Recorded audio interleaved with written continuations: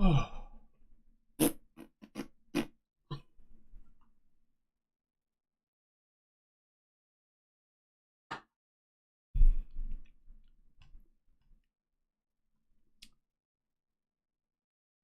Hoi, hoi.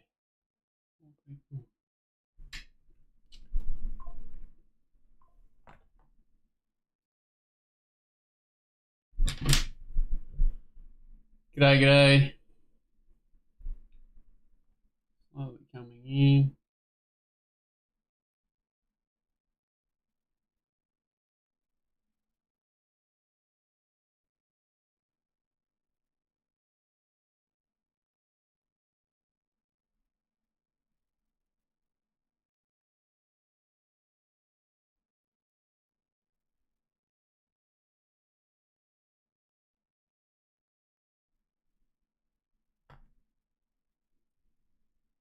G'day, g'day. What's the benchmark for quality? Is it versus the class of the race or overall?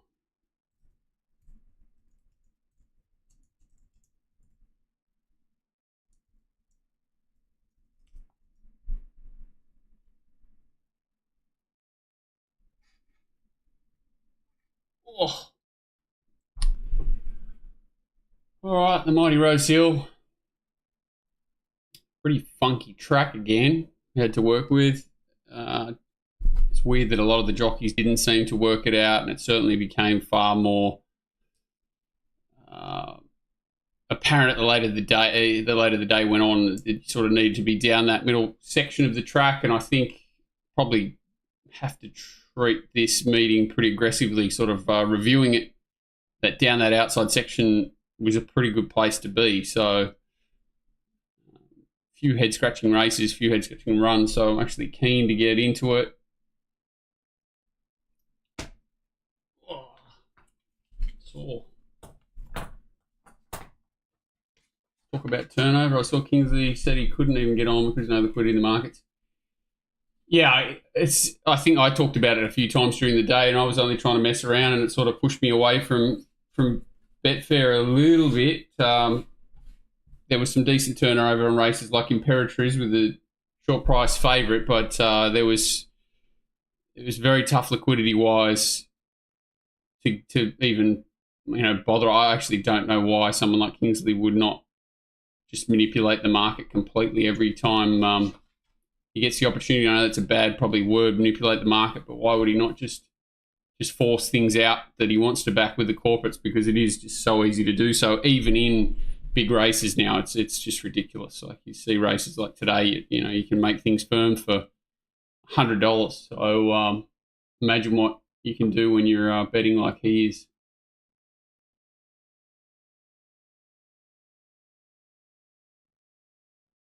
Yeah, I'm not sure about Slipper itself,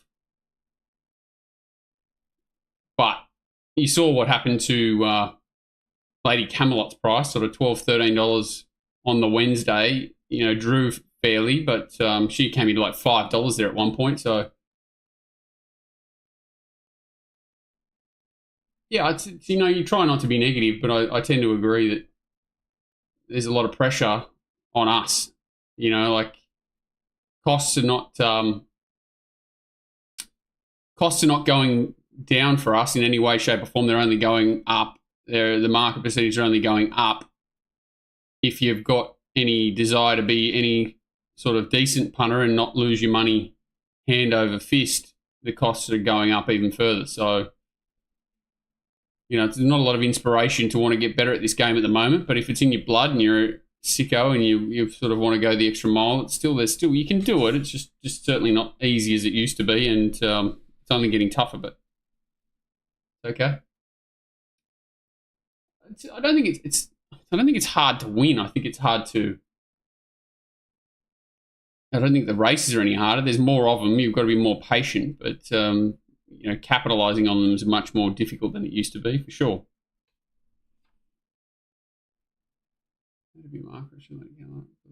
I actually thought Lady of Camelot would start a clear second favourite. I was kind of amazed that the money kept coming for Switzerland, and the track was sort of playing in its favour, but it was playing in her favour too. I thought he would ease past $3, and I thought she would start $5 second favourite, and he'd start, $7 or $8 third favourite. So I was a little bit surprised.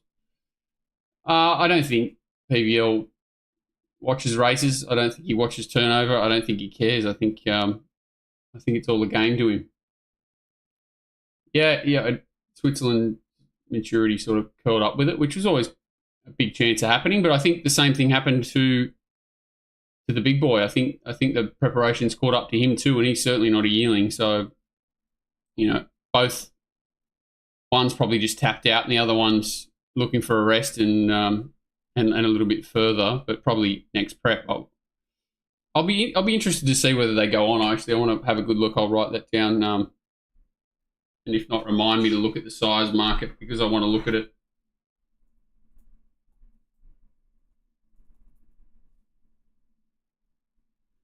Yeah, well, my problem is one of the biggest signs of a horse is over the top, or not at their best, or carrying an injury, just like one, like whether it's muscle soreness or nothing significant, is not having the same gait speed. It's pretty common for horses to later in their preparations to not have as much speed. I don't think he's missing the start. I just think he's not got that freshness in his legs at the moment. And he never really had it. He was never a really, dynamic gait horse anyway. He was just picking himself up a bit quicker, and I just think he's a bit more one pace now. And I don't think he got a great ride. Like, it wasn't great.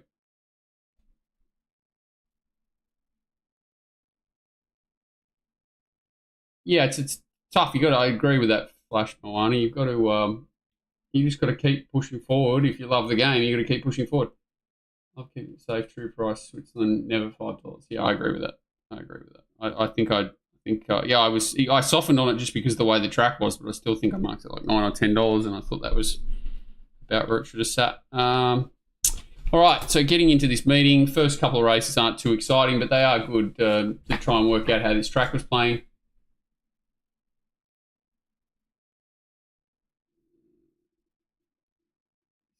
Well, the bookies don't even put up prices. That's the thing. So, Sportsbet and the big guys are the ones who control the prices.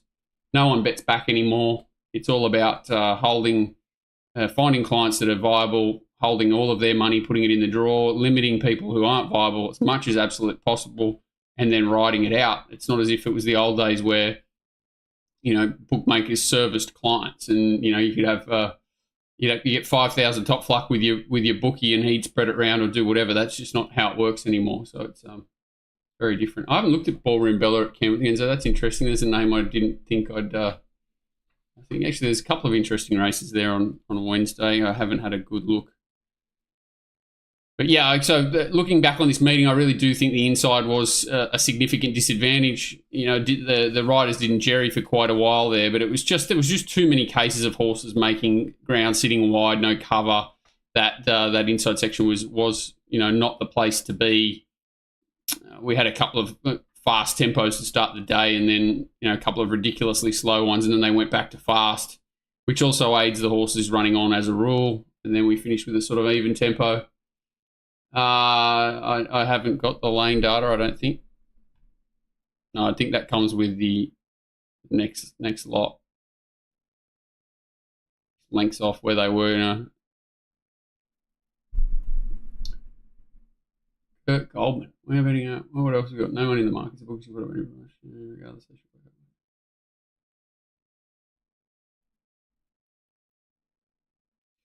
yeah, I think the best way to reinvigorate the market is to not allow them to go up early, unless they want to make them bet. The same as on-course bookies do. So, for argument's sake, the rails at Randwick, you've got a bet to win 5,000, whatever price you've got on your board. But then you can go again, right? So I can have to win, for argument's sake, Storm Boy, even money. I can have an even 5,000 on it, and then they get time to reset their price. Then I can go again. That's how it has to be. At the end of the day, that's how it has to be. And when we're only going to be stuck with 4 or 5 bookies left, that's how it has to be. They're going to turn this game into a joke. So if they put their price up Wednesday, that's how it has to be. I don't think it's going to be. They'd be better off just, except for feature racing, stripping it back to not putting your prices up until 30 minutes before. At least then we can capitalise on their mistakes. At the moment, you've got the snipers coming in and they go, you know, the thing you've been waiting to back goes $12 to $7 in one spin. Someone gets on to win $1,000. It's a joke. So I'd rather them hold it back, and I think you'd actually generate more turnover, more interest if you held the markets back.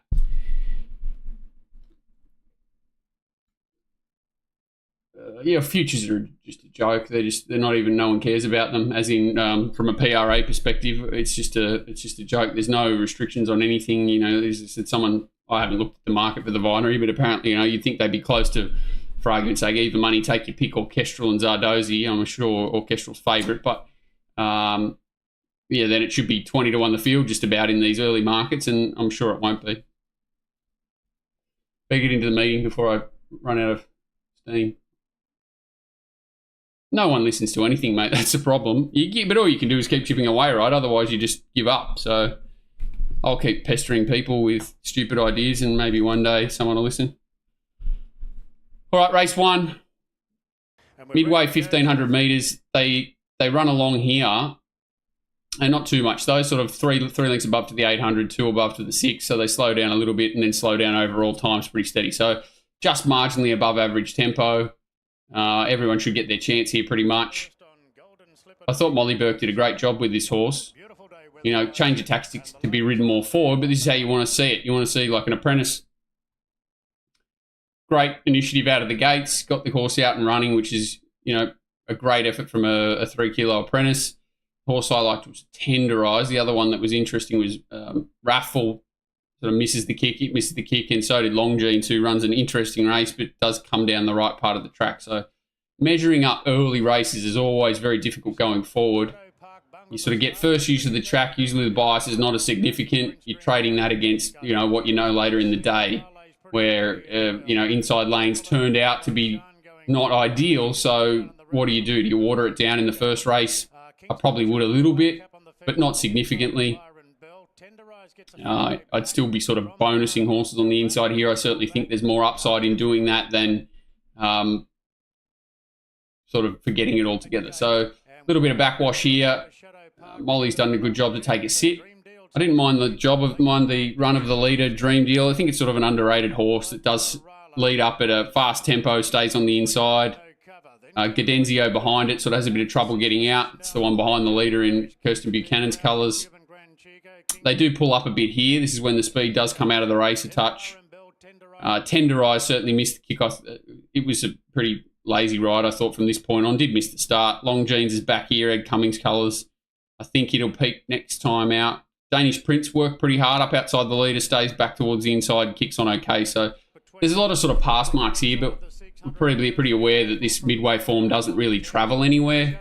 So these horses are, you know, decent runs for another Midway, and you've got to be very careful when these horses come outside of this grade. So winners here, Electrica. I thought these 2 horses were not bad runs. Dream Deal, Gardenzia.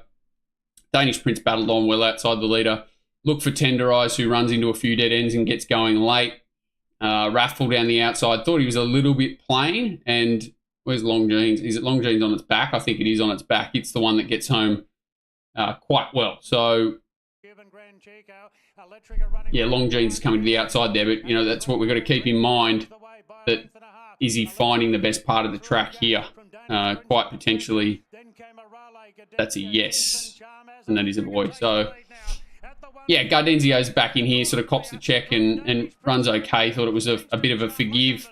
Dream Deal, pretty solid. Electrica, flying, given the perfect ride. A few things against, you know, Tenderise had no luck. Raffle certainly didn't put in. The race overall's very neutral, so I'm not knocking the winner at all. Just concerned that this horse is going to have to come out of Midway grade soon, and it's always difficult for it, that this form to go up in grade for mine. But, yeah, I think, you know, Raffle was a pass mark first up. Gardenzia pass. Dream Deal pass. They can all be competitive in a race like this next time out. Tenderise certainly can. Kingston Charms flying. Danish Prince is going okay. And and Arale went okay as well. So I think like the first 6 or 7 across the line can all be competitive in a race like this. And if Electrica, can stay in this grade, what did it carry there? 59.5 after the claim. Was it 62? Was it before it, or was it? I should know things like this, really, shouldn't I? Not sure if that's after the claim or not, carried claim or not, but either way, it's probably going to get out of this grade pretty soon. Midway form for Midways, I agree. Midweek, stables is harder than these benchmark 72s. I agree. We lost the one marketing tool we have that makes us not pokies, the anticipation when the prices come up. Going to, well, the thing that makes us not pokies is if they enforce market percentages. If they say they can't bet more than 120. Thanks, boss. This is fun. The bad memories come back. Yeah. Yeah, Kingston Charm went well again. It's going really well. It was sort of in that wrong spot too, I think. Sorry, just checking the YouTube chat to see if I missed anything there, but I think we're all good. Yeah, so that's the Midway. As we said, established Midway form is for Midway races, unless something very unique happens. Race 2, Manion Cup. I sort of wanted to stay out of this race because I wasn't sure about Post-Impressionist. What I thought was interesting was the betting, and this horse really did drift late. Like you see, even Betfair 442, Betfair SP 370 was the sort of internet SP average price. It came into like 320 at one point. The tip from the track was pretty strong for it, that it was ready to go. I don't think they anticipated as strong a tempo as what we saw, but it was still strange to see this horse drift so significantly and be dominant. In reflection, it certainly got a tempo to suit and found the right part of the track, but the time's, really good. So I saw it got a 2 kilo penalty for the Sydney Cup. I'm not sure whether it will back up this week in the Tancred, where it's a short price favourite. I don't really see it being Willie Haggis's ideal sort of preparation for the horse, but it is 870,000 to the winner, so that's tempting for sure. 56.5 after the claim. Appreciate that, Rob. So yeah, he could probably stay in another race. People's money still generate turnover, e.g. grand jackpots. I think we are a lot worse than pokies. Yeah, we are a lot worse than pokies. More people would have inclined to say pokies. Well, this is what I don't understand too. Sorry to keep going back and forward, but I do think it's worth talking about is, people want to see that. And I bitched and moaned, I think, in this show last week or during the week about putting a bet on a treble myself. And, I had a $10 bet and took 80% of the pool, with a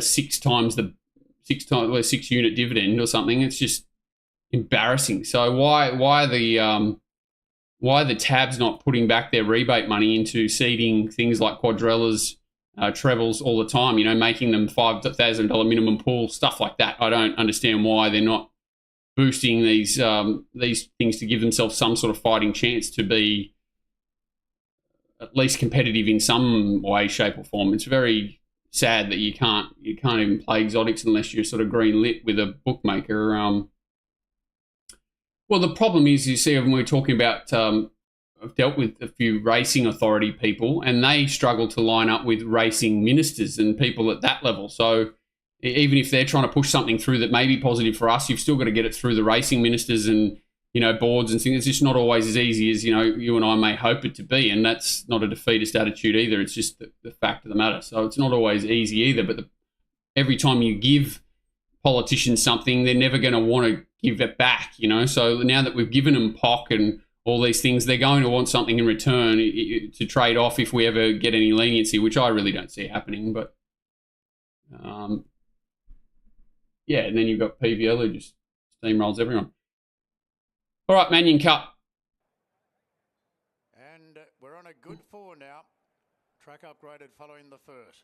Racing down the Manion Cup and Post-Impressionist. So a few things here, as I said, quite a strong tempo. So they went 8.5 above to the 800, maintained that tempo to the 600. They only come home sort of a length below. The winner does come home quite strongly, sort of 6 lengths above from the 400. So it's not as if he's put in a huge flattered performance or anything like that. I just think he's had a lot go his way, and he's obviously got some class. It just shows, how weak our staying ranks are. But he's not sort of won a poor race in completely flattered fashion. He's definitely done something. It's just, you know, things have gone his way. I actually didn't mind the run of Redstone Wall. You can see it up in front. I don't know why McAvoy's chosen to take off here and put some extra pressure and sting into the race, because they weren't walking. You know, if So United couldn't find the front, they certainly weren't going slow, and then he's put added pressure into it, and then, you know, typical Chiller the Thriller, he's decided to take off from the back on Torrens and commit suicide on it as well. So they never really got a huge rest here. Canberra Legend's obviously not going as well as he was. I do think the run, as we sort of said, of Redstone Wall outside the leader here is very good for a race like this. I don't want to see him go up in class, but another sort of Group 3 listed 2400, I think he's ready to run really well now. Worked hard early, pops off and works hard during this section of the race. And, you know, late, he's battling on and only gets beaten, you know, how does he get beaten? 2.5, 3 lengths, something like that. Or he gets beat 4.5, but 3.5 runs second. So he's only a length off second. And the winner's obviously a pretty good horse. So, yeah, I think it was the better run of the up on speed horses. I think Canberra Legend's certainly under the pump. So United looks like he needs a spell to me. Mania has the perfect run and run second. Does cut up the inside a touch, though. Floating stays up the fence.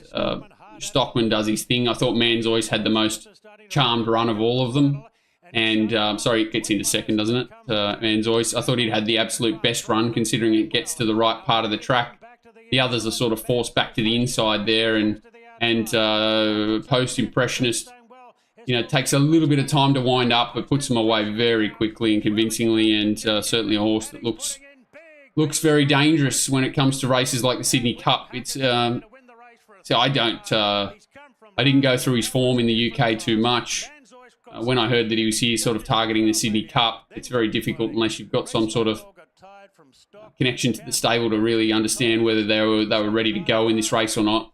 Obviously, the race was very weak. That Canberra Cup form pretty steady. So I think it sort of found the right race, conditions, whatever, but it's obviously a very nice horse and was, you know, at least ready to go. But it's just amazing how they get into our races so lightly off, and then as soon as they win a race, it's like they're enticed to come here, they win a race, and then they get smashed a bit with the ratings, but they get that first nearly gimme rating. So it's something to keep an eye on going forward. It just keeps happening, and is worth keeping forward. PBO's at Fura, we'll start together and take it off. Yeah, well, I've actually tried to talk the Betfair guys into doing something like that.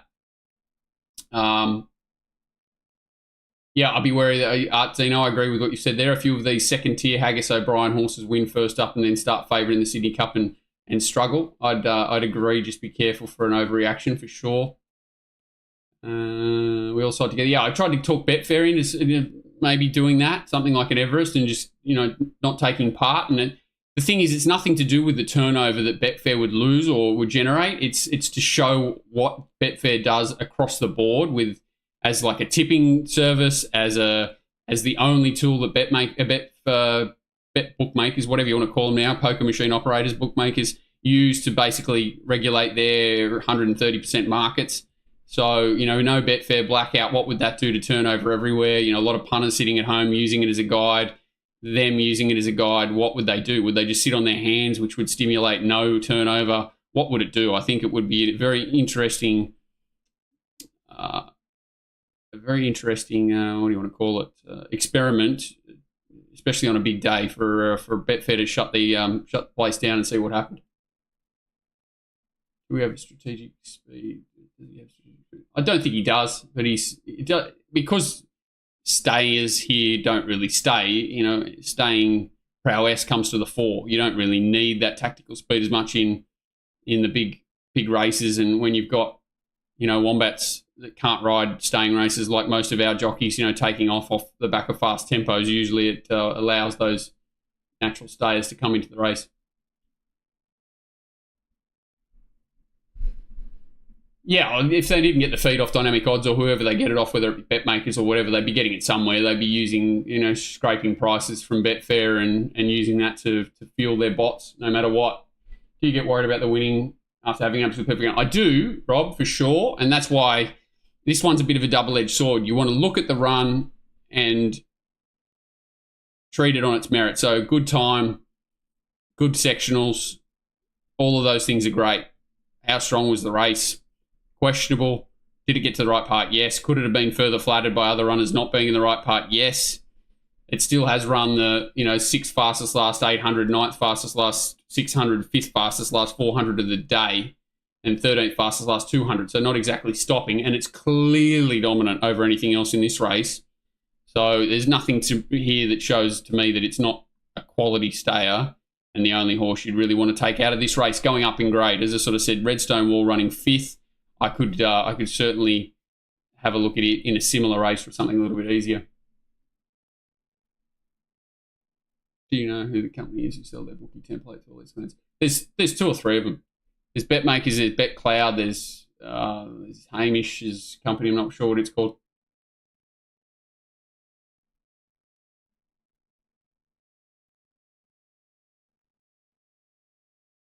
You've had a bad day, SWD. You've had a bad day. You've had a bad day. All right, opponent stakes. So I was saying Redstone Wall's my horse to sort of half follow out of that, and certainly a positive mark for Post Impressionist. This is a bit of a weird race, the opponent stakes. They do go a reasonable enough or faster than tempo. I was keen on How Good Are You here, but I thought it would take the sit and get the run that Osmose did, and Osmose would probably be the bunny. Unfortunately, Reggie had other ideas. Did it cost him the race? Absolutely not. Pulled up with heat stress. How Good Are You? I think it's probably worth giving a bit of a forgive off this run and having a look at it again. Would love a jockey change, no doubt about that. The winner's done a decent job, sort of stayed down in that section that looked difficult. There's a horse here that is very confusing in Verona that I thought both its runs have been really good this time in, and it did have earmuffs and blinkers on Saturday, which is just super strange. Often said that it's a bit like giving someone a line of cocaine and a Valium at the same time, or a Xanax. So it's very interesting when you throw earmuffs and blinkers on a horse. It's a strange one, but keeping an eye out for any gear changes on Verona next start. Should be very close to ready to win for mine. Just a matter of whether they take those earmuffs or not, off or not. Other horse to look at here. Riva Pork's quite interesting. Thought it finished off quite well, but the race itself is not bad. It's okay. Pretty much going into this race with neutral thoughts on the race overall. Just trying to find any sort of hidden merit or whatever, and I don't think there is a lot. Yeah, so Reggie gives How Good Are You a good dig out of the gates, takes it up. Tim's smart enough to then sort of drop in behind him when the opportunity presents and gets a nice run. We've established that fence is not, absolutely ideal. I thought this was an interesting one that who was on premise? Can't remember. Schiller the Thriller had Philosopher absolutely cast 3 wide there and grabs hold to let McDonald in. Thought that was a bit soft. I didn't think he needed to do that. I thought he was entitled to hold his ground there, which he didn't. But I like taking note of things like that in the future, that he can sort of be bluffed out of a position. It's not as if they were going too quick, so he could have certainly held that spot, and he let McDonald in. So, they're the sort of things I like to look at and take note of, that a jockey is a little bit weak and he's not going to hold his spot if pressured potentially. Ida gets stuck wide. We've sort of half established again that's not the worst thing in the world, but 1900 metres, not great either. Riva Port's back here, runs well. Little Mix runs well. Premise in a perfect spot. Who else have we got? Prince of Pessa's back somewhere as well. Where's it? Number 14. So this is 18. There's another one. Otagai here. It must be inside of Ita. Yankee Hustles out there in the 3 wide line, sort of missed the kick and didn't get to the spot it wanted to. And Verona's this horse out the back here who talked about with the blinkers and the muff. Very, very strange blinkers and muff. Yeah, the opponent and the Aspiration very similar.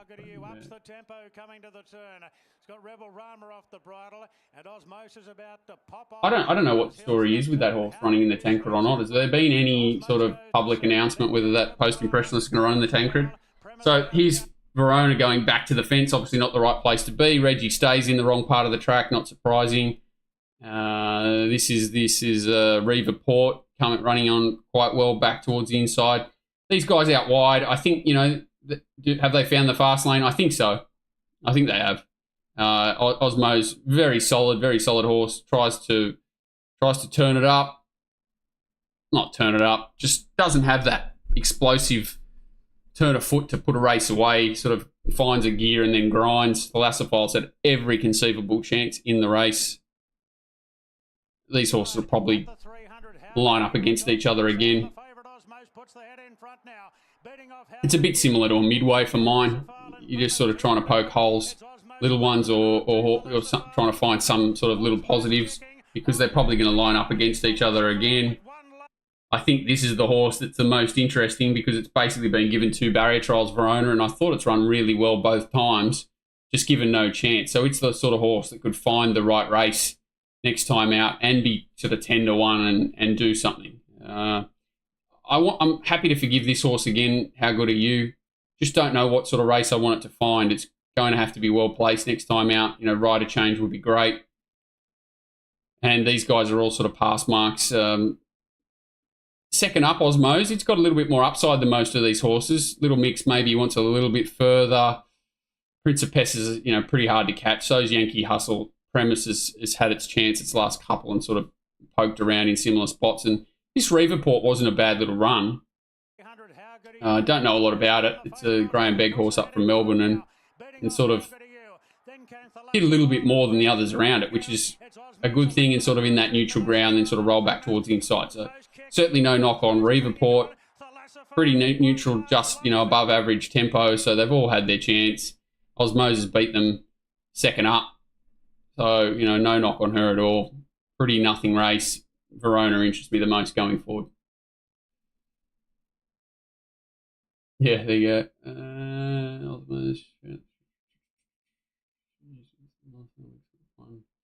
Yeah, Little Mix is going well, but like you said, the draw probably made it tough and getting back a long way. Yeah, I will have a look at Johnny Rocker's run. I don't know about shit.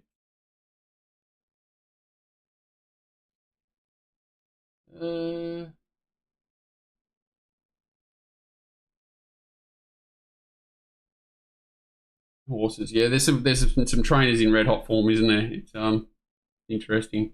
Yeah, it was horrible. Tintuki, like snapping a leg in the run, disgraceful. Not anyone's fault. It's horrible. Derby Munro. This race was a little bit disappointing for mine. A pretty steady tempo, just above average, but they come home quite soft, and it sort of made sense. It didn't look like Brave Mead really did a lot. It looked like the Novelist ran a bold race out in front, but he was entitled to sort of get tired and did. Didn't really look like any horse really did anything. Roderick was a bit unlucky, sort of back towards the inside. A couple of horses copped checks. General Salute still looks very green. Looked like he did a little bit, but then he got to the right part of the track too. So, yeah, I don't know. I don't know if this is going to be a great feeder race. Certainly not up in grade, but, you know, Brave Me just really well placed, fit. He's sort of very consistent horse, did his thing and got away with it. Schwartz paraded like he had a bit of upside. Corniche gets home okay.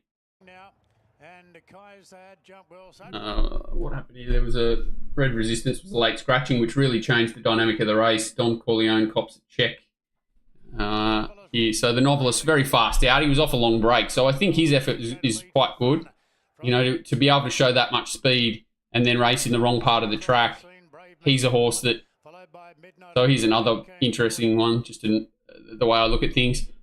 A horse that's first up off a long break at a distance that's close to its peak. So this horse hasn't had much racing, so we don't really know what his pet distance is, but he's only ever raced over 1,200 metres maximum. So I'll just go on a little tangent here. So we've seen him race over 1,000 and then win over 1,200. That's not easy to do. He improved quite significantly doing that. He won a maiden and then won a Group 3. Winning 2 races in a row with Guineas is not an easy thing to do either. So this horse has obviously got something. He's had 455 days off, so he's had a problem as well. Had a one trial in September, and then that preparation was aborted. He'd come back with 2 sharp short course trials and then resumed over 1,200 metres, which as far as we know now is as far as he can go. We haven't got any evidence that he can go further. He set an even tempo over 1,200, jumping from 1,000. Again, not easy to do. and sort of didn't weaken heavily, but sustained, the same sort of tempo. So at the moment, we don't know he runs any further than 1200. He's resumed here at 1200. He has had a long break, as we've established. He sets a good tempo early and then sort of backs it off and controls, but then stays in the wrong part of the track. You find that horses, when they tire in biased ground, tire quickly. So it hides a lot of merit often, and they can improve significantly off that. So two things to be careful with here, whether it's flattening him a little bit because he's resumed at 1200 and all those things. So I'd love, 3 to 4 weeks between runs, same sort of distance range, and, a similar sort of field, and I'd expect the Novelist to run extremely well. So that's just how I treat those sorts of horses. Race 4, the Derby Munro. Yeah, I don't think it'll be $2 unless it goes to a very easy race. It'll be hard to beat in a Midway. Black Opal. Schwartz was pretty fat, I think, from everything I've heard, as he had a bit of improvement to come.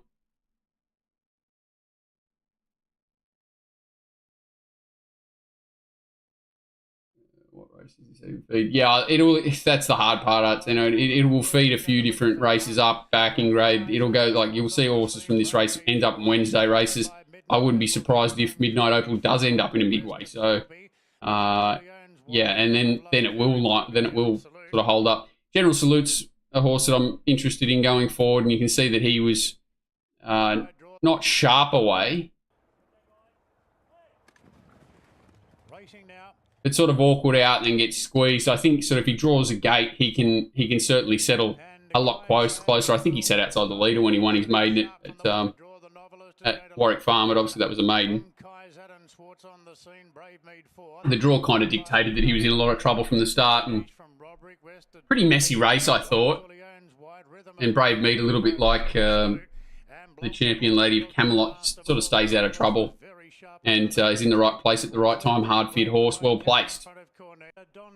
No huge knock, but I don't think he's going to go up in grade and win off this. Schwartz can improve. So we've got Schwartz here. Midnight Opal, Novelist in front. What's his thing? Rhythm of Love, as his Blunk to Blunk sort of got caught wide and wasn't a bad run. General Salute, a little bit of a concern that he was in the right part of the track for sure. Length and a half. Schwartz revved up, going to second from Kaiser.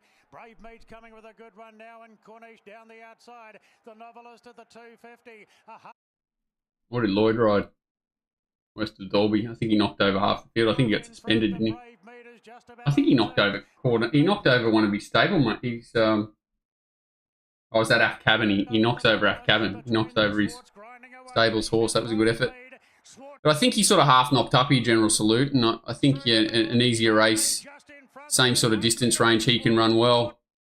Robrick was in the wrong part, Novelist in the wrong part, Schwartz very close to the wrong part. So first up, hard fit, but whatever. I'm not really sure what to do with it. Hopefully it goes back to Melbourne. I don't have to worry about it ever again. Midnight Opal did a decent job in this sort of grade. Hard fit horse wins the race from the right part. Cornish was second up as well. So fitter horses beat the first up horses in the worst part of the ground.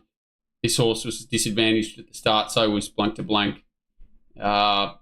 It's a bit of another sort of treat it as a barrier trial. Be very wary where they go. So if you think they're going into a deeper race, I'd be demanding a lot. If they're going to a weaker race, I think they can certainly line up. I think these two can both improve, Schwartz and the Novelist for sure. I think Cornish will probably peak next time out. This bloke can improve. Blank to Blank can improve. Kaizad can improve. Don Corleone, Cop to Check, and probably can improve as well. And this guy would be, he'd probably just shit in a maiden, in a Midway. But they'd find him too. Missing anything here? Had a position to pull. Yeah, he's should be riding the provincials for mine, Zachary. But that is just my opinion.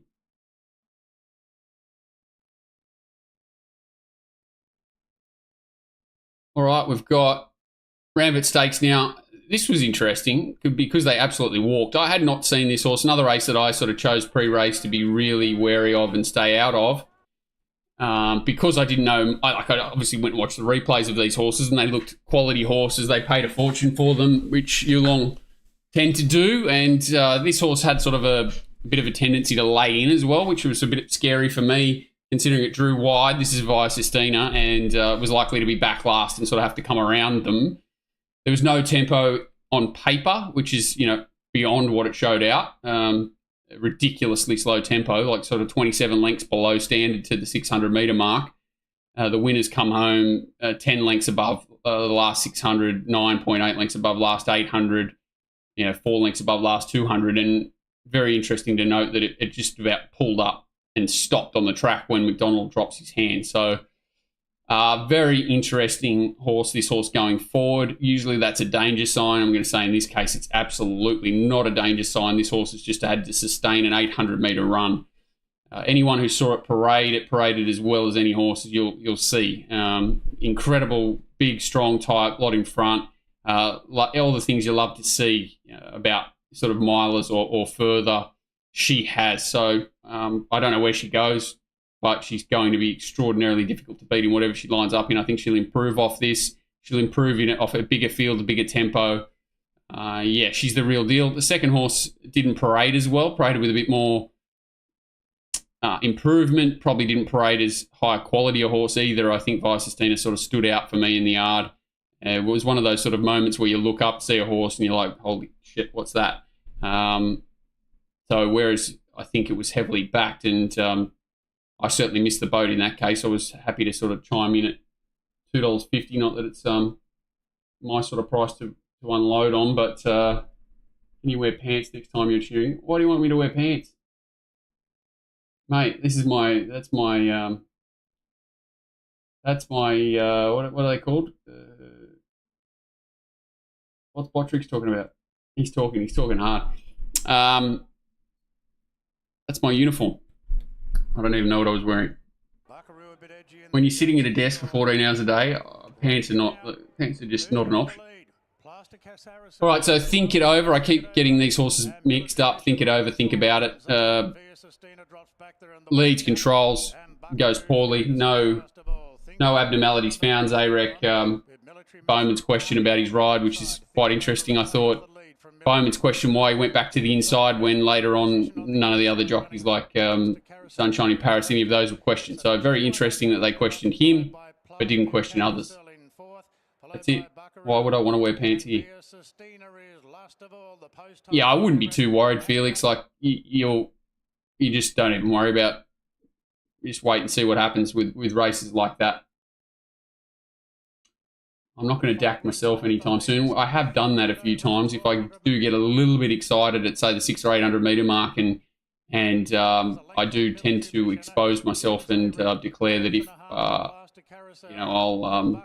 do things I probably shouldn't do if this gets beat, and sometimes a little red pecker does show itself, but hopefully not on any live streams. So they leave the back and think it over, leads up the Randwick field. So yeah, boring. Nothing happens. Did this expose our weight for age ranks? Absolutely. But it wasn't really a weight for age race, was it? Neither was the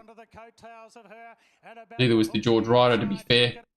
But you can see here, like McDonald's absolutely kidding to them. These horses are all at their top. They're running home fast sectionals, all of them really. And McDonald, as you can see, is sort of letting this horse go through its gears. He's done well that she doesn't hang. He's really kept her together and kept her in a good rhythm and allowed her to sort of go through her gears. And what you see, so when he lets up on her here, you'll see sort of she's getting away. And as soon as he drops his hands here, she stops.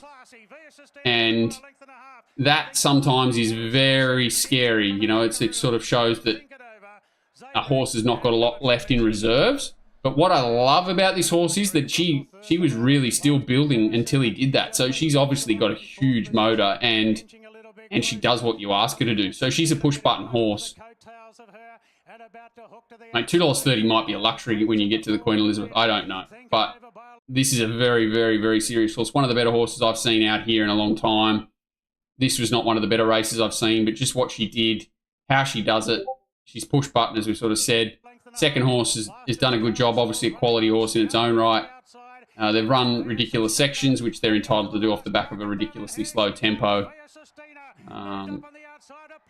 Actually don't mind the run of Military Mission out of all of these horses. I thought it sort of coming back on the line was a great sign. A little bit hesitant that it was in the right part of the track, but I thought it was really good. Buckaroo went okay in the wrong part.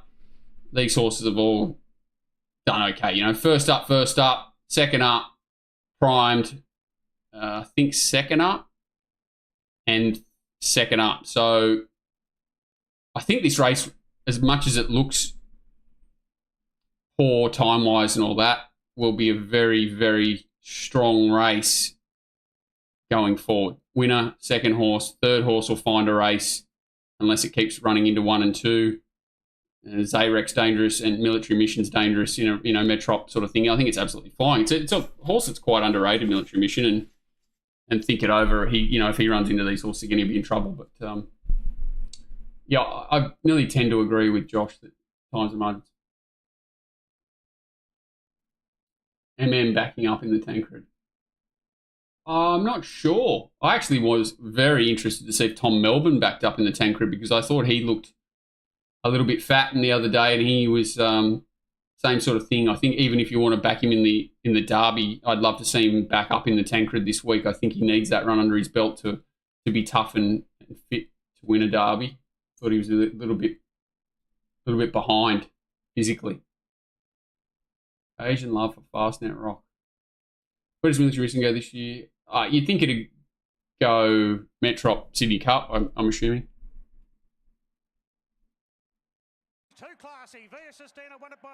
So yeah, and I think the other thing that does when she pulls up so quick is that she's got improvement. So even though she looked probably as wound up as a horse, you'll see from Waller first up over this sort of distance,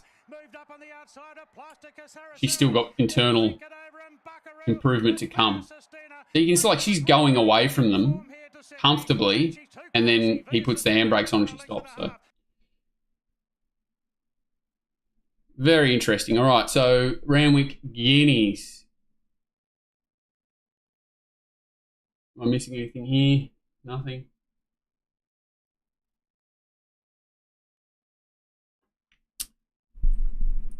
Rosehill Guineas. Slowly run race. Anchor drop from the 8 to the 6 to add even less tempo. They sprint home okay. The winners come home fast, 7 lengths above. Comes home the right part of the track. So I was pretty heavily against this horse because I was worried that it was going to give a big start to a race that had no tempo. Certainly not justifying saying I was right when I was wrong. Definitely wrong. But the race itself is very, very, very fishy. This horse has done something. It's sustained a sprint down the right part of the track. It's run past the entire field. So very silly to say this is not the most talented horse in this race, Riff Rocket. And going up in distance, you would probably only want to be with it. But I'm just very, very concerned about the form overall, especially when you sort of say that Tom Kitten was a little bit underdone. And there's not much, what is there, like a length and a half between, or a length between second and sixth. I'm not sure what to do with this race. But the winner, again, has done some good things. 5th fastest last 800, 4th fastest last 6-4, 3rd fastest last 200 of the day. And obviously ran some fast 8 to 6s, all that in the middle as well.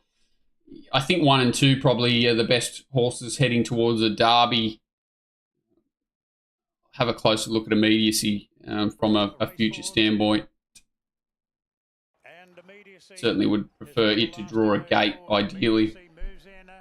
But yeah, jury's out for me. And even, Tom Kitten backing up in a Tancred, I just really want to see what happens. I would really love to see this horse back up and see what he does against old, tougher horses, even though if Post Impressionist doesn't line up, it's going to be a pretty ordinary field. So at the start, Gambari rolls forward, immediacy rolls forward with it. Cap Ferrar. Oh, this is a cracker. Can we talk about Cap Ferrar? This is one of my favourite things. So, changes of tactics, obviously very popular these days. They question Ryan Moore why he chose to roll forward on this horse. And his response was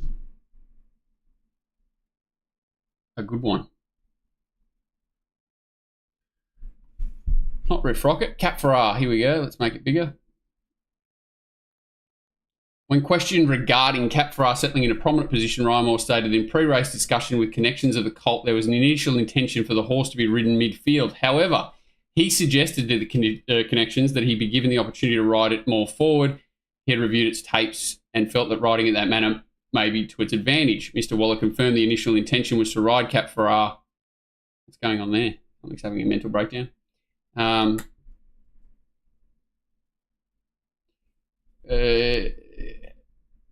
Conservatively, however, the connections were happy to accept Ryan Moore's request. So the only time you don't have to put a change of tactics now in is if you're Ryan Moore and you decide to change tactics yourself, and then you don't have to report it. So I thought that was an interesting one that they asked him about it, and he said, my instructions were to do that, A, but I chose B, and I thought B was a better outcome. At the end of the day, from a punter's perspective, get rid of the change of tactics rule and just let jockeys make these decisions. I think that's probably the right idea, but it's just pretty funny now how loose that change of tactics thing's got, and then for the jockey to come out and go, yeah, I was told to ride it that way, but I didn't think it was the best option. I did my own thing. Battle on. Jockey lane, jockey cars. 3K fine for winning a $750,000 race. Yeah, so what did he get? 9 times with the whip, consecutive times, and only got a $3,000 fine. Again, that's another bit of a joke, isn't it? It's you see riders get hit it 10 times and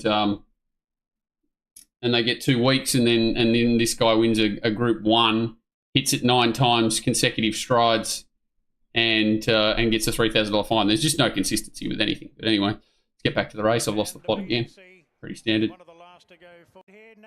So not a lot happens the first half.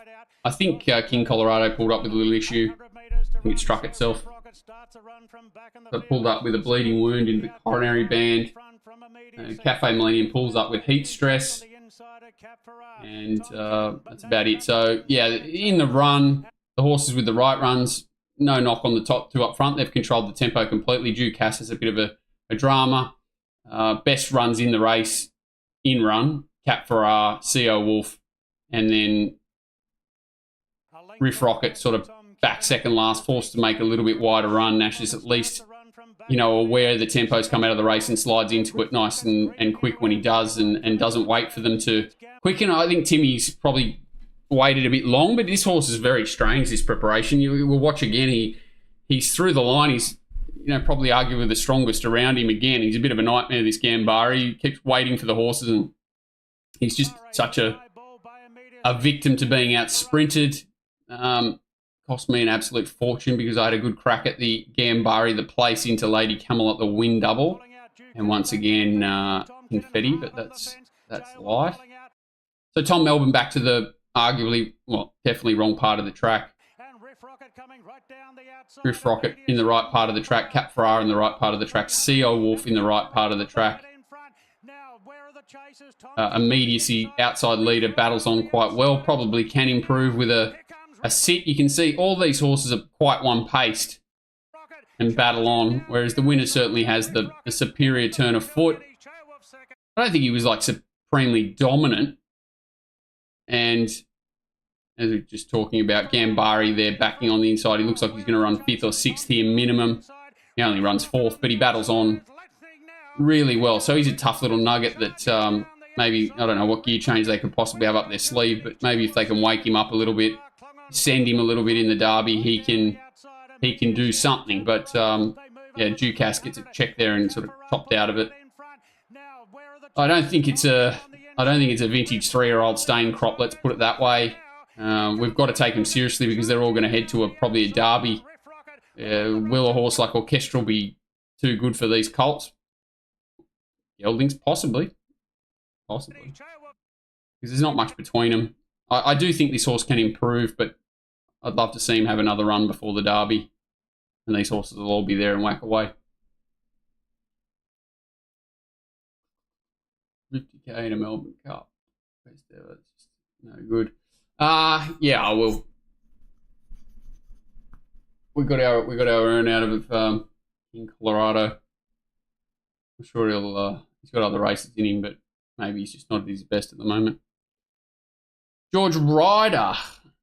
Actually, a lot of tempo here, so they go quite fast. Fast to the 8, maintain it to the 6. Not much merit in the last 600 of the race. Overall, the time's pretty good. Couple lengths above standard. The winner does a good job. I thought sort of ridden up towards the speed. Lady Laguna again, cracking effort. I thought it was a huge risk at 1500. Goes down narrowly, militarised. Okay, Golden Mile. What is this form? Not really sure. What was the ride on New Energy? We'll have a look at it. Not really sure. Amenable pulled up, gets sort of checked. Clipperton gets a 4-day suspension. Not much comes of this race, post-race, anything sort of excuses. It's just a bit of a ugly race. I know it's a feeder race for the Doncaster. And what horse are we going to take seriously out of that? What do we do with Think About It? What do we do with horses like New Energy? We've mentioned Kovalika, Tis Invincible, Pericles, NCAP, that'll all be potentially heading that way. Let's have a look.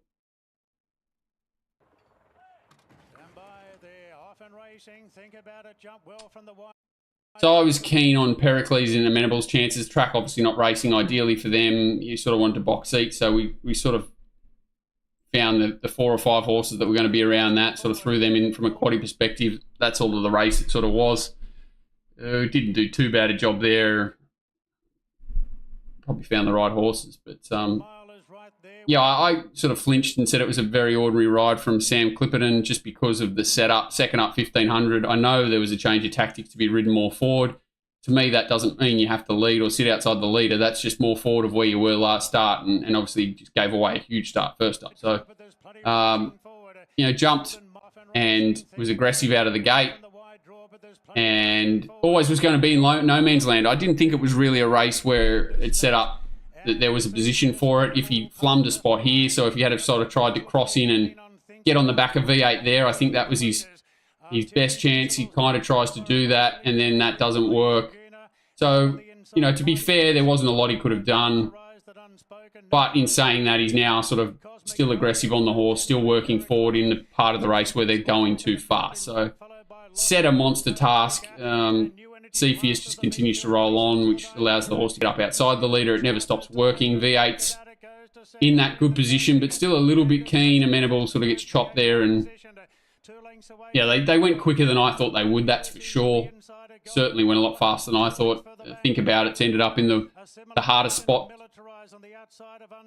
of all of them, and again, he's not really even allowed him to relax. He sort of pushes to the front, and the horse is basically working the whole way. V8 pulls off his back. Lady Laguna coming down the middle here with Militarize, who's probably had the right, this is probably where you want it to be in the run. If you were picky and you could bet in the run Cold Now, these are probably the 2 horses you want to be with. They've gone fast enough that softened up V8, softened up Think About It, softened up Amenable. The other horses probably not horses you were looking to find. So it's these horses that are probably the 2 horses you're taking seriously first. NCAP's there as well. Who else runs on? Pericles is back here. He certainly got further back than what I thought he would. And then we've sort of got Kovalika and New Energy, who pokes up late and runs some fast sections. So I think no excuses for anything that's settled 3 or 4 lengths behind V8. They get to the right part of the track, Lady Laguna and Militarize. And V8 sort of left a sitting shot and fights them off. He was well set up, third up, back from a mile to 1500. He's a pretty quality horse. He's very, very honest. I think he's probably a 1400 metre horse. Could he run well in a Doncaster? Yep, for sure. I think the mile's the absolute as far as he wants, though. And, even sort of Golden Mile poking along there doesn't really inspire you as super strong form. So going to the Doncaster, both of these horses, I think, are miles. They're absolute outer limit. I think this guy's up against it in a Doncaster. Honestly, I think he needs further. This is certainly the horse that you've got to take most seriously. I don't know what sort of weight he gets in a Doncaster if he heads there. I'm assuming he does, but he can improve. Rider change and a barrier draw could do wonders for this horse. NCAP's racing honestly. Pericles honestly. Tis Invincible okay. Amenable okay. We'll go back and look at the run of Kovalika and New Energy here just to see whether they're on track. So they're back both here, back towards the inside. Keeping in mind they are slowing down. The race is slowing down. The tempo's been on. The horses up on speed of work. So got to be wary of them. But they do make ground back towards that sort of no-go-ish area. And Collett was super quiet on New Energy. The horse hasn't won for 600 days. It's not a horse to me that screams out, I want to bet up on you in a Doncaster, to be honest. He certainly does look like he gave it a bye, and it looks like they're setting it for one run, and that's the Doncaster. But had a lot. I think it was a bit more of a flashing light run that was flattered by most of these horses being quite tired, and both of them were just runs for mine. But the big field at Randwick will suit them better. But yeah, I don't know if the Doncaster winner came out of that race unless it was Think About It. 3 consecutive strikes. The gear change. Yeah, 3 consecutive strikes. What's your problem? Forgive Energy. Yeah, you can forgive it. Coleman's a freak. Well, put the tongue tie on the ground time. Just about to me. Go Pride said at Wong he would keep on going forward until they found a spot. Well, he did that. He found the spot outside the leader. Completely mad. Yeah, I agree with that. I think they will go to the Doncaster, but I wouldn't be if it was mine.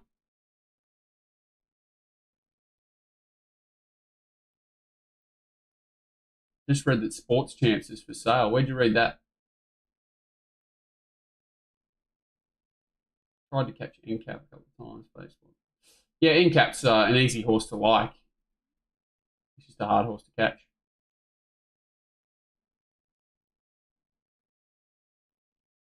50.5. There's a lot of jockeys can ride 50.5, but no one you really want to find. And McAvoy's out of play now. Horses like jockeys like Michael D.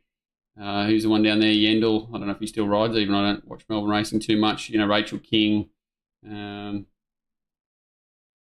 else in Sydney? There's not too many in Sydney now. There's a few around the place that sort of specialise in it. Scander, a serial bookie slut. Tell me where you saw that old Slopey. Let me know. Be very interested to check that out.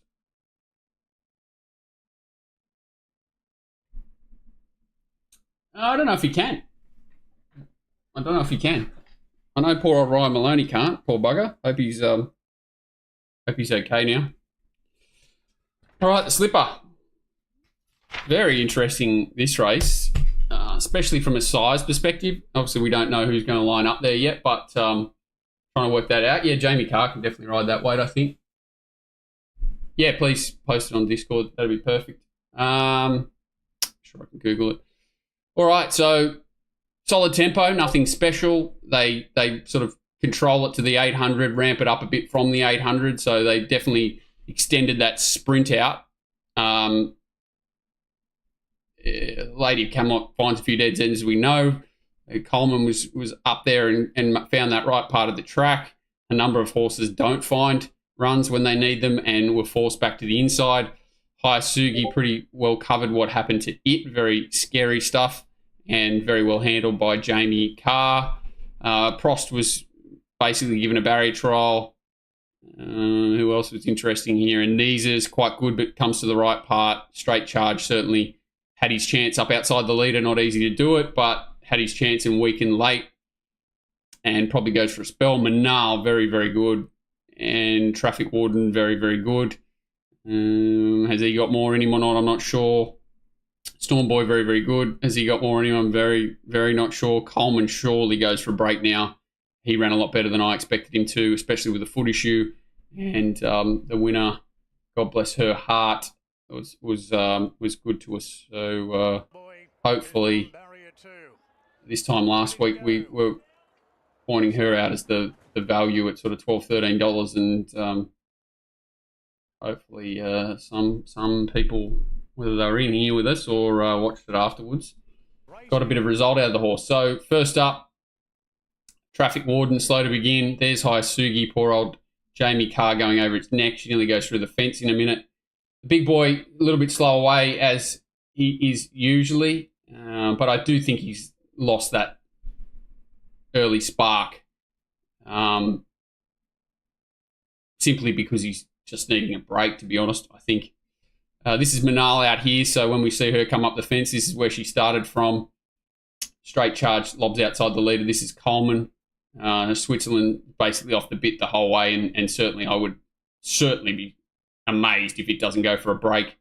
But yeah, quite interesting to note that Traffic Warden's quite slow away. Manal's dragged out of the race, and yeah, plenty happens here. So as you can sort of see, Manal gets dragged right in. Hippo tries to do the same thing on Prost in behind Traffic Warden. Here's Jamie Carr beelining towards the fence and actually hits the running rail with quite a bit of force. So yeah, she did a great job to stick on. I would assume it probably goes for a break too now. Hayasugi.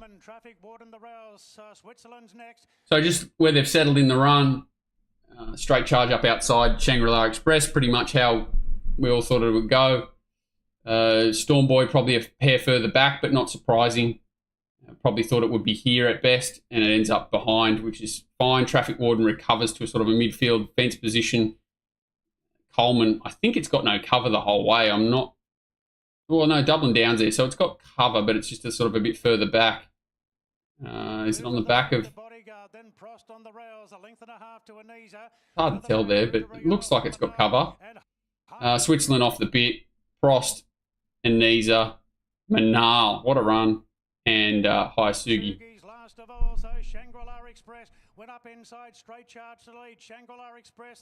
Good question. Well, it had met sharp starters like this chicken, but they let him go. They let him control, so I agree to a certain degree. So back towards the inside, Manal. Manal. Huge effort from Coleman. Very good horse. Shin searching for runs in here, which is not easy to do in a slipper. So any time you're held up, it's not easy to do and sprint off what has already been a fast tempo. Traffic Warden back to the inside. Manal looking for runs.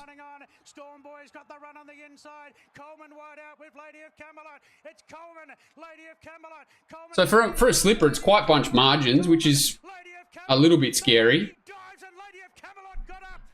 I don't know whether they'll press on with Lady of Camelot. I definitely think she can be dangerous in a size. Traffic Warden 50-50, whether it's got more in it. Manal certainly should have more in it. I think Anisa has more in it, and I think Prost has more in him. So let's jump the gun and...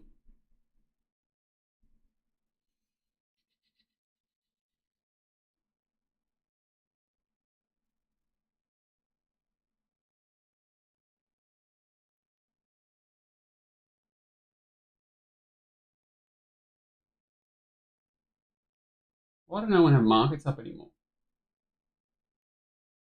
Here we go. So this is the first time I've looked at these markets. I'll be very interested. So if I cut stream and disappear for a while, I've seen a price that is too good to be true, but I doubt that's going to happen. English size, $7 Manal. $17 to 11 to 9 to 7. So I'd have her favourite now. Prost $15. Not bad. I think they're about right. There's nothing special there, but I think Manal should be favourite. Just has more upside. Prost $15 is interesting. Is there anything else here? Not really. Not really. I'd say like to me they're the top four chances: Lady of Camelot, Traffic Warden, Manal, and Prost.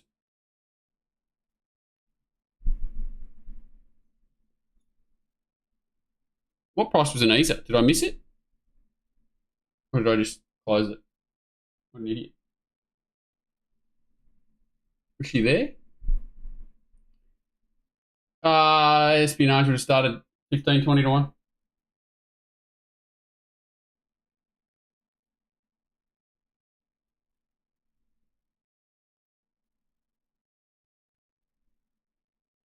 So she's not nominated. Anisa.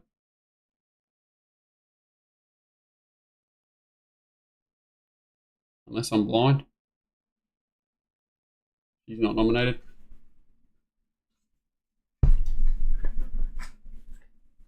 Show my Dax. I'm just wearing grey shorts, mate. Settle down. This is not a hot tub stream. So yeah. From a future perspective, great. Can't wait to see all these horses come back. I think Lady of Camelot, Coleman, Storm Boy, Traffic Warden, Manal, Straight Charge, Anisa, Switzerland, Homes of Court even can improve next prep time in. Probably fully lit. Shangri-La maybe there a little bit more. 2-year-old types. Dublin Down maybe the same. But Pross can come back. Hayasugi can come back as an improved horse. So even if we don't see him in the size, looking forward to seeing most of these horses resume as 3-year-olds, I guess, in the nonce of the Percy Sykes. That's interesting. It'll be a strong race, the Percy Sykes. I've heard they're pushing on, but surely sanity will prevail with Storm Boy and he'll go for a break. The problem is Switzerland's gone. So they'll be desperate to push on with him, but come on, surely it's just blatant that he needs a break. Anyway, no doubt he'll probably run well in the size if he lines up. But I wouldn't even be against them missing the size, giving him a barrier trial or something, and sending him straight to the Champagne. I don't think that's silly, but I'd rather him be in the paddock for 4 weeks rather than going to those 2 races personally. All right, the Galaxy. This is the pain for the day for me and those close by. One of the fellas in the Discord was smart enough to throw Zapateo in the quaddie. It was certainly not unfindable, and the quaddie paid like 107,000 in Sydney again. So well done to the mighty Stevo, getting a good result. The rest of us not so lucky, I would imagine. Sunshine in Paris, I think, certainly should have won. There are a number of horses that have issues here. Zapateo capitalises on that, gets to the right part, everything goes its way. It's not a bad race, a very even tempo. They run good time. So, there's merit in the performance, just everything fell its way. And sometimes you need that to win Group 1s. And the horse was good enough to take advantage of it and do so. Collett's ride, you can argue either way. I don't think it's like a definitive absolute Barry Crocker, but it drew inside, so you expected him to do what he did. Just hope that he sort of could make a bit of an effort to try and get to the middle, which I didn't really think he did. So we'll have a look at the replay. Obviously, the first thing we see is Osmosis just about staying in the gates. I think this is it here, rocking and rolling a touch. So it is it. So misses the kick badly. Buenos Noches ends out the back as well. Sunshine in Paris. Zapateo. So what I actually think is quite interesting here, I thought that Osmosis would roll forward with front page and either end up outside the leader in the 1-1. Most likely the 1-1 because Remark or anyone that kicked up on the inside was always going to hold an inside spot. Front page was going to go to the front. Osmosis hopefully would let them go because Asfura would push forward and that would give it the cover. And Zapateo actually ends up getting that spot. So I think Osmosis would have been in a position sort of here, inside front page, let it go to the front and either sit behind it or one out, one back, which would have taken the spot that Zapateo ended up getting. So I think, sort of that position she's pushing into there, I'm not sure it would have been there if Osmosis was in the race. I feel that's exactly where Osmosis would have been. And, that's probably what won the race for Zapateo. But again, right horse, right place, right time. You can see Af Cabin getting checked there by Derry Grove, which is Zach. Zach gets time for it. Osmosis' performance, obviously, a complete forgive, has to trial. Did note that it ran the second fastest 800 to the 600 and fastest 800 to the 400 of the day. So it's not a lot, but it's worth noting that down, that the horse definitely still has done something. He's not as if he's cast. The betting said that he was going to do something terrible, and sometimes, the tin hat goes on and you think, well, how did they know? But, I'm certainly think that was a surprise for everyone. He's a horse that you know, I think he paraded quite well with improvement to come. I don't expect him to take much harm from this. And as I've said, at least he's shown some merit in the run and then sat up late. So for me, I'm happy to forgive him. Getting to this point, Private Eye back and wide. Passive aggressive wide. Our favourite horse we love to hate, Sunshine in Paris. Here's King's Gambit. Bonus Notches back on the inside. That one's Kalos. Outside, it's Af Cabin. So you probably expected Af Cabin to be somewhere in this range, and it's got a lot further back and had issues, so a bit of a forgive for it.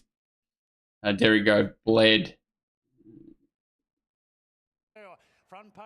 I thought the leader's done an exceptional job, really underrated horse. That's it was very hard to lead on this day for mine, so I thought it did a great job. Here I'm just praying that Jason decides to try and get on the back of Asfura and roll the dice rather than go to the inside. Did he make the right decision? We'll never know. Doesn't matter, not really. Bonus Notches forced back to the inside there. Zapateo getting to the right part. So this horse bleeds. Af Cabin doesn't have a lot of luck. Private Eye set a big task from the back. So what I love about this horse, Sunshine in Paris, is even though she's got to turn a foot, she maintains it and she can sustain it. You see her pinner ears back here. Just love the way she flattens out. She's come back in great order. I think she's going to be extremely hard to beat in anything, even if she lines up in a TJ. I'd expect her to run really well. I'd love Blake Shin or someone like that to land on her. Forgive-wise, Bonus Notches arguably. It ran the second fastest 800 of the 400 of the day as well, so not really sure what's going on with that horse or the stable. Another one that probably needs a rider change. What do you do with Private Eye down the outside? He was given no chance, but he didn't really attack the line either. Jury's out on him a little bit. Uncommon James was okay first up, as Fura was solid outside the leader. They've both done a good job. This is the only horse I want to take out of this race with confidence, Sunshine in Paris. You can be forgiving of a lot of horses back here and, you know, they can improve and whatever, but this is a serious horse, Sunshine in Paris. The winner's had her day in the sun. Well done. And there's a lot of honest, you know, solid sprinters here, but I think she's clearly the best horse in the race.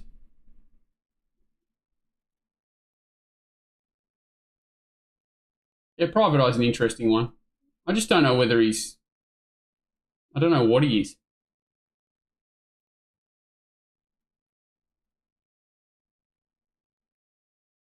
It's hard to... he kills me old.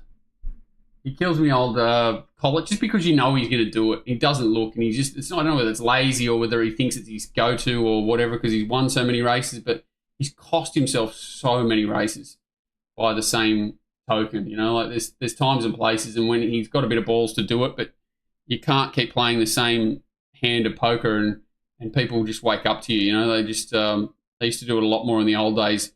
Riders like Shane Dye and whatever, when they knew these jockeys would do it, they'd leave the gap for him and just know they'd take it. You know, they'd just sell them the dummy. And to me, that's a bit what Jason Collett does a lot of the time. He's obviously a great rider, but just tactically, he's just a little bit lacking for mine.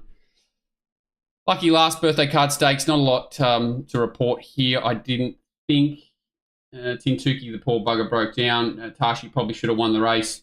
Zach Lloyd interfered with it and cost it the race. I would say, were there any forgive-ish runs? I didn't really think so. I didn't think there was much to report from this race, so we'll just have a quick look at it. The winner was dominant. Tempo's very steady. Sits wide, no cover the whole way. I thought sort of in the run, Shin missed the boat to take up a forward spot, but he kept her in a rhythm, and maybe that was the right place to be. So did House the Serenity Extravagant Stars using the fence. Shorts goes to third now. On the outside of So yeah, Tashi probably is the one to have a look at here early. I thought she'd sort of settle a little bit closer, and she gets squeezed out a touch and then gets squeezed out again. So if she held that spot outside of Eagle's Nest, I think she probably wins. Tommy comes across and takes that spot. And then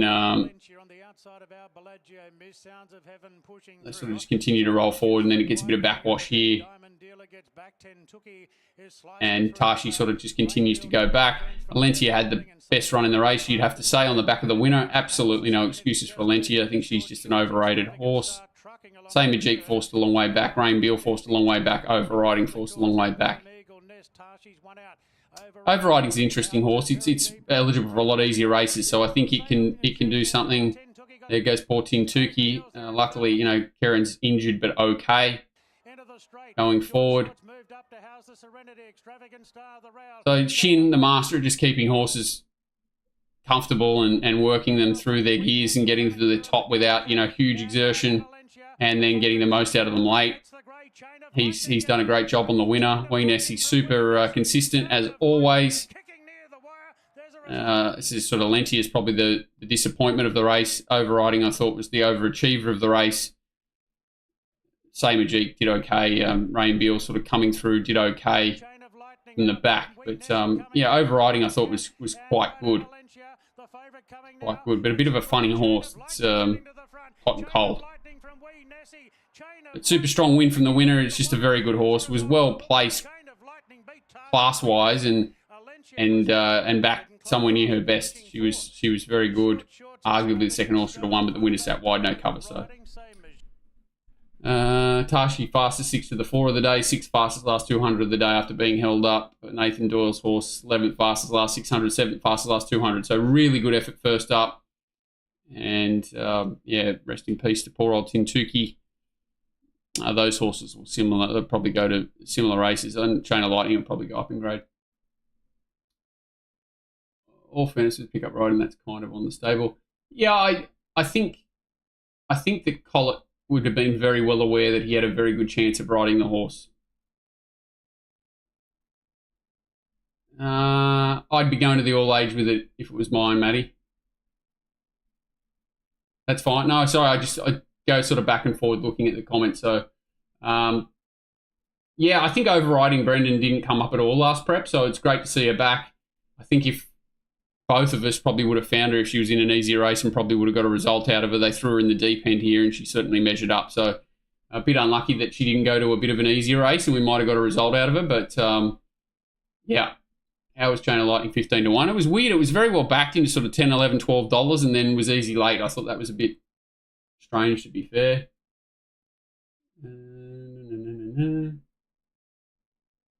Gibbons did all right there. What was he on? Yeah, did a good job from where it was, from the draw and everything. Did a good job.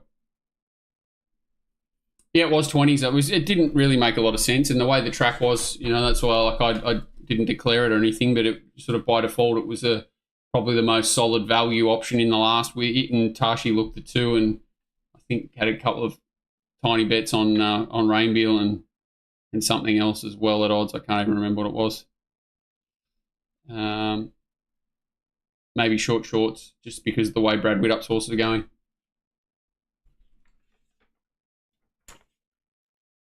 All right, we'll look at that race in Melbourne quickly, and then I'll just go through the feature races. So the only race really I thought that was of great interest, the Alistair Clark looked pretty plain to me. They went 100 miles an hour, and you know time was okay, and sort of cover that at a later date. Yeah, the Typhoon Tracy was similar. There were really fast tempos there for the majority of the program. The only race that was a mildly run race really was number 1 the last, and number 10 it wasn't much of a race. And the Alexandra Stakes was a moderately run race. The rest will run at fast tempos all day there. Imperatriz was interesting. Actually, I want to have a look at this thing's form. So Johnny Rocker. Oh my God, now I know who the horse is.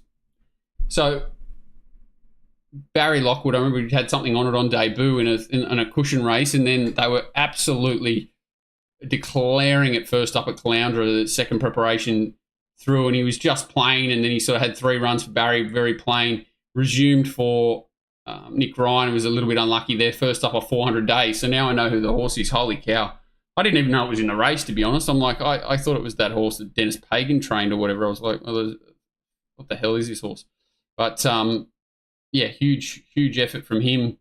Nick Ryan's obviously got him flying, but it came out of a benchmark 78 what ratings is he going to get now? So it was an 81 rater prior to that, was it? No, it was a... Actually, I love these sorts of things. I don't know how fast they are doing the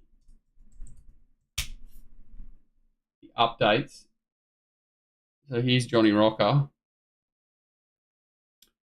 After he won last year, so he was a 70 rater when he won the benchmark 78. Then they've thrown him in a William Reid. Why? Who would ever know? As a 75 rater, and he comes out of it a 106 rater, 31 points. So you'd want to expect him to hold his form, otherwise that's the end of Johnny's career. So if you can explain how he and why he's done what he's done, then, you know, maybe we'll wait for Age Star going forward. But otherwise, I don't know why they didn't just take him through his grades and win hundreds of thousands of dollars doing so. I know he's now won 400,000, but if he's a 106 grader, that could be the end of his life.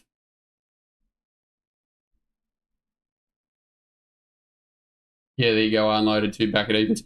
All right, well, let's look at the race anyway.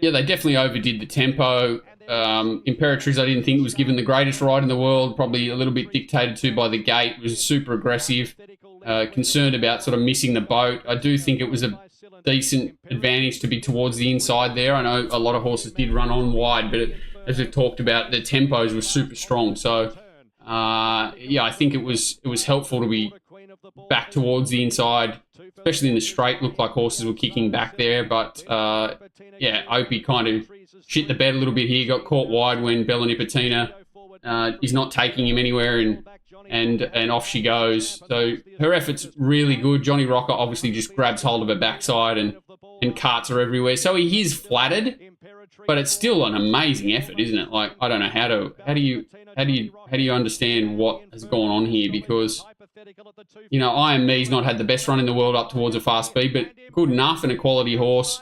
Bella Nipotina's, you know, won over 1,300 metres and didn't have a great run either, but Johnny Rocker's put her away. It just doesn't make sense, does it? And, like, he's actually stronger than her on the line. Like, what the... And he's gone past her after the line. What was that run? And what does he do next start? What do you do with this horse? Like, these are the sort of runs that I really struggle to line up. You know, I'd obviously default nearly every time, especially if it's obviously a handicap, to taking these sorts of horses on, because he's going to be 15 kilos worse off at the handicap than he was coming into this race, just off running second to this horse. So I think that's just horrific, giving it a 106 rating. I really can't justify it. She's just a bomb-proof machine. She'll go to the TJ and run extremely well. I'm assuming that's where she goes. Where else could she possibly go? Will she go to an all-aged? Why not? Why not?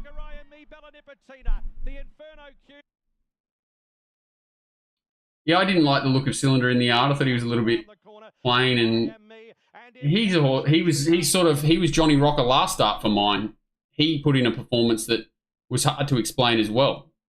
So he's actually, you know, even though he's shown more than Johnny Rocker in the past, he was coming off a run that looked like a bit of a flashing light run through a brick wall run. So. Yep, Shelby 66 for sure. Watch Snow Patrol's run. What race is it in? Alentian, maybe not one. Well, I think they'll catch up to him. Sorry, I missed Lato 67's comment there earlier asking whether Alenti is one to avoid. I think that was its run where it was just insanely short. They'll probably not be as aggressive on it next time. And saying it's Sunday, missing anything here.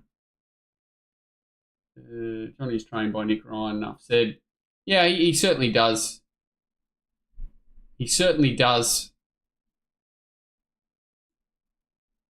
get the most out of his horses at times. Yeah, I've never been a huge Cylinder fan, and I couldn't really believe what it did down the straight last time, and not surprising to me that it didn't back it up. Snow Patrol was in what? The Alistair Clark? Is it coming widest? It's coming from back and widest. So they went 100 miles an hour here, and it's gone via the Cape, which is not great. Then it sort of died to, I don't know what to make of that race or anything about it. I think we'll just leave that one. Feature races this week.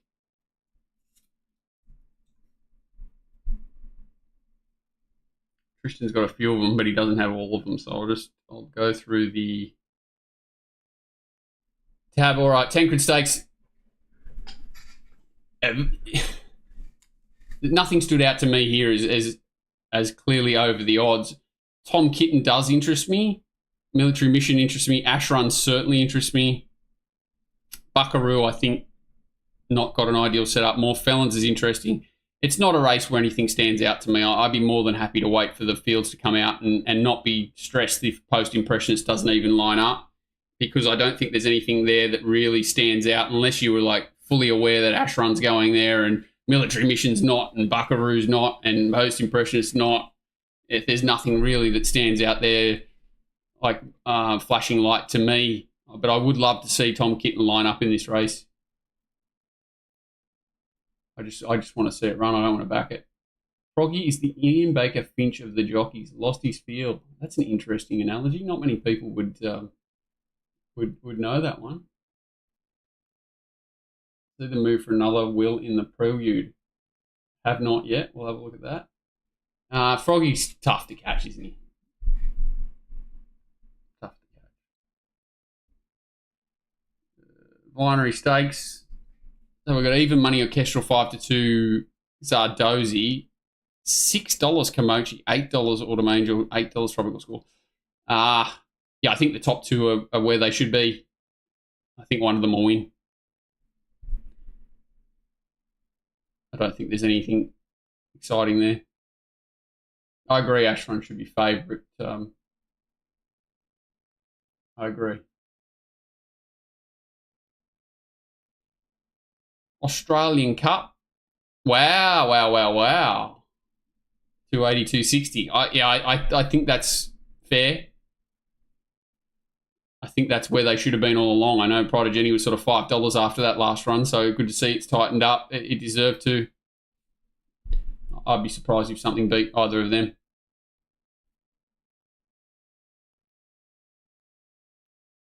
So is that come out now, Astro? Josh off the Japanese horse? Yeah, I obviously had a good feeling that was the case.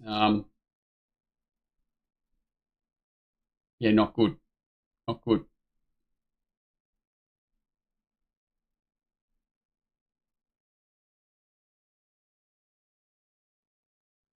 Mate, I wouldn't, as you said, Matty, I think you'll still get $6 or $7 Ashron even with it out, so I wouldn't be jumping the gun too hard. Yeah, I knew that was happening. I knew that was happening. And considering, I know Josh was lucky to get on it last start, and there's no doubt in the world that they would have loved to put Damien Lane on over Josh if they had the chance in that previous race. Josh certainly acquitted himself well, did nothing wrong on the horse. Post-race, he was doing interviews, doing everything he possibly could. It was very, very good for Josh, so it's not as if he was hard done by, certainly with a pickup ride, but, it was one of the highlights of the carnival. So it's this, and then, even Josh came to me and asked me to put forward something to go to the owners with to entice them to come out and run in the Doncaster. They weren't that keen to do it, so I lined up, the form he showed here in that Golden Eagle against sort of the top 20 in the betting, and gave that to Josh to submit to the owners and to try and get them to come out here. So Josh was part of, I'm not saying that was what swayed them under any way, shape or form, but he was certainly proactive in getting them to come out here. So for him to lose the ride's pretty disappointing. Roy Higgins, no. Thoroughbred Breeder Stakes. Holy cow, that's a bad race. So a lot of these horses are in maidens and things during the week, so I don't think there's nothing there that stands out to me. Emancipation. So this is 1,500 metres, the Emancipation.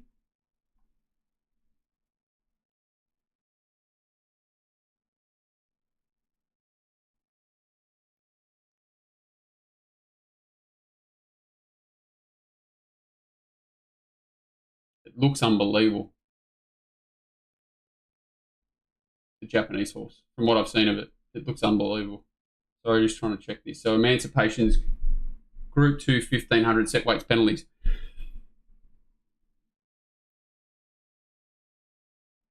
Ruthless Dame is interesting, but it is second up. Hinge, Macarena. Nothing much there. Madame Pomeroy, no. Osbridge Flirt will probably go to the other race. Holy shit. 1,500 metres. Don't run it here, mate. What? Don't run it here, but it's the horse that's very interesting. Probably 100 to 1. Probably will be 100 to 1. It'll run out of its absolute skin, this horse, I promise you. Horribly placed, like ridiculous. What is it? It's probably like a goddamn 70 rater or something. Don't run it here, mate. I knew he'd find the wrong race for it. 78 rater. He's running a benchmark 88 last start, and he's got it nom for a Group 2 set weights race. It'll run a race.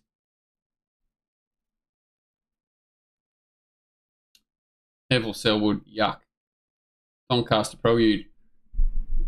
That can't be real. They can't have put up $15. Who trains it? David Payne, yep.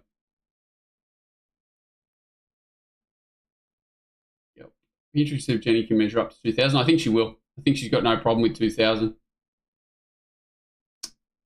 And I don't think Mr. Beale would have got it last start, but it was forced to Rainer to sustain a long run trying to chase her.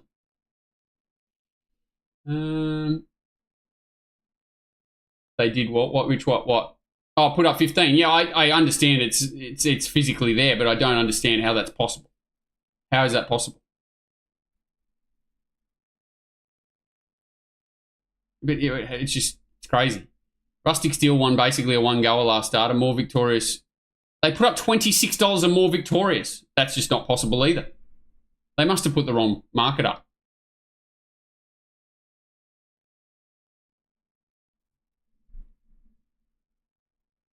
That's impossible. That they've put up $26 and more victorious and $15 here. It's just not possible.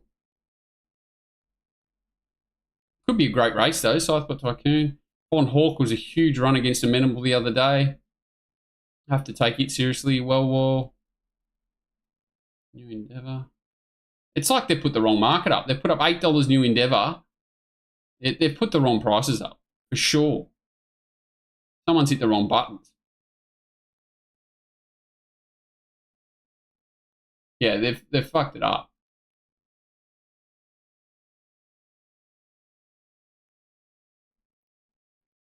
There's another we're likely to make the field in the Prelude.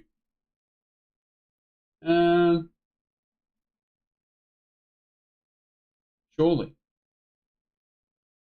How many do they run?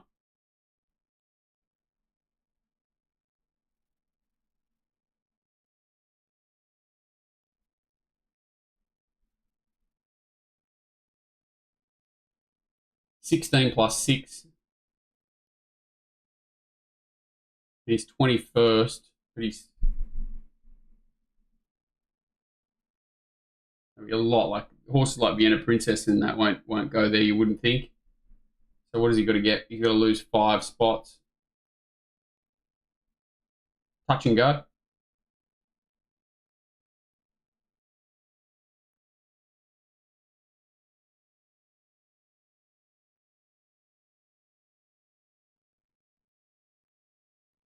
Yeah, I saw Gay at Warrnambool today. She's pretty crazy.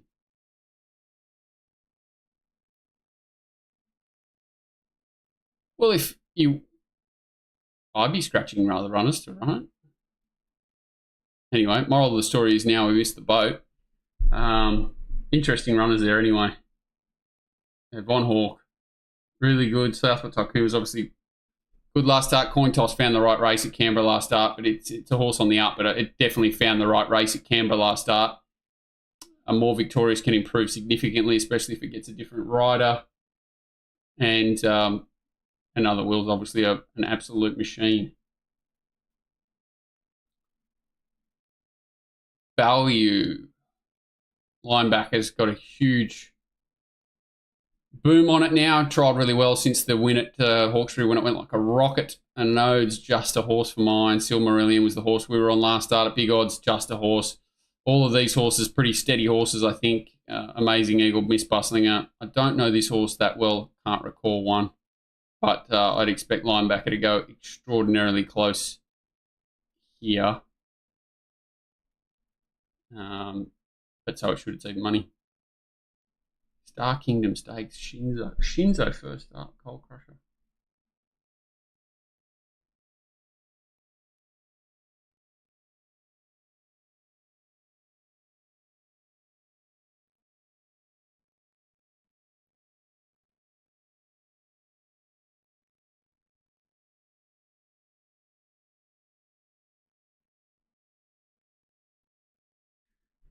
Yeah, not a lot stands out there. Tulloch Stakes. Wymark's favourite? What?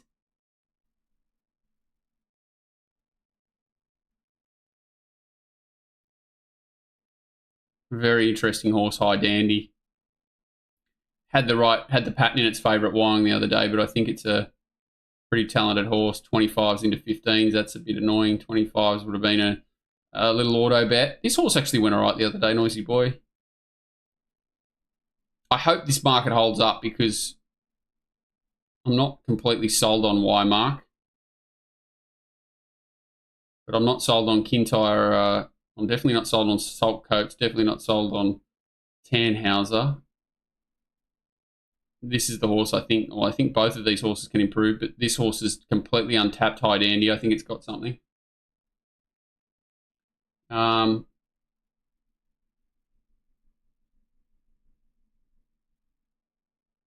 That's interesting, Hilly. Can't recall one.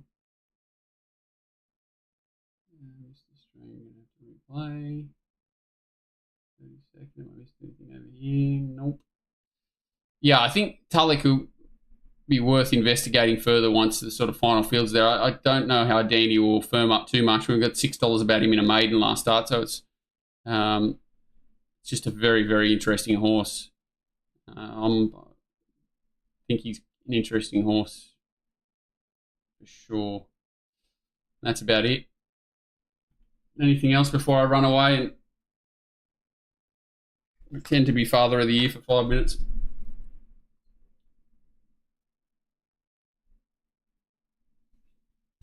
I think that was all I had to talk about. Here's the Whetstone Wall. Start. All good?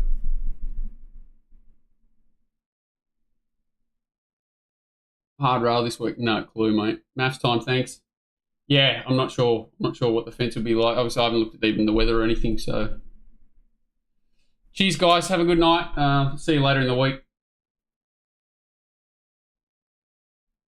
No, I honestly haven't looked at Wednesday at all.